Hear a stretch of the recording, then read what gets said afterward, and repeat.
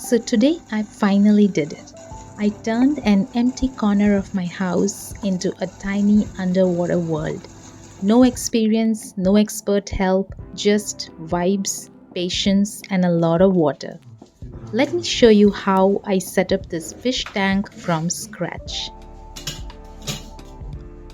First thing first, the tank itself. At this point, it's basically just a glass box, but not for long. To give the tank a proper foundation, I started with the floor bed. I used white sand because 1. It looks super clean, and 2. It instantly makes the tank feel bright and fresh. Spreading the sand evenly was oddly satisfying, like ASMR, but for aquarium lovers only. Next up, water. Slowly filling the tank so the sand doesn't fly everywhere and ruining all my hard work. This part requires patience and a steady hand. Watching the tank fill up already felt exciting. Once the water was in, it was time to make things look a little more natural. I added water rocks and driftwood. Not just for decoration, these also give the fishes place to hide, explore, and judge me silently from behind rocks. I arranged everything carefully, trying to make it look natural, and not like I just dropped things randomly inside a box.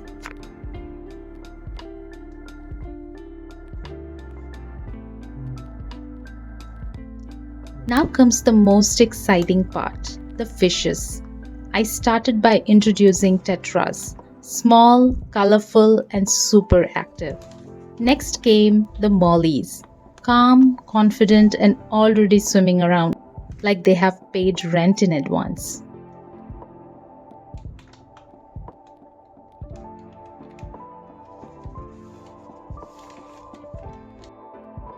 After that, I added the green corridors. These little bottom dwellers immediately got to work, checking out the tank floor like professional inspectors. And finally, I introduced a different type of tetras, a slightly bigger one. Same elegance, just with a bit more presence.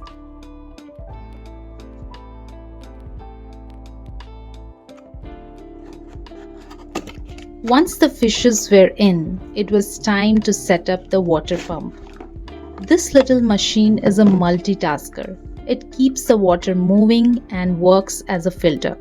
Basically, the tank's personal housekeeping staff. I placed it properly so there's good circulation, because clean water equals to happy fish, and happy fish equals to peaceful tank vibes. After that, I covered the top of the tank, safety first, because fishes don't need sudden escape ideas.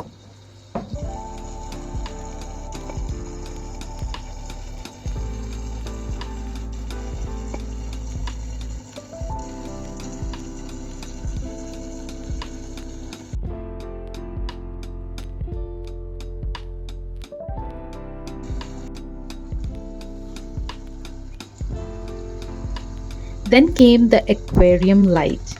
I stuck the light onto the top cover, and let me tell you, this step changes everything.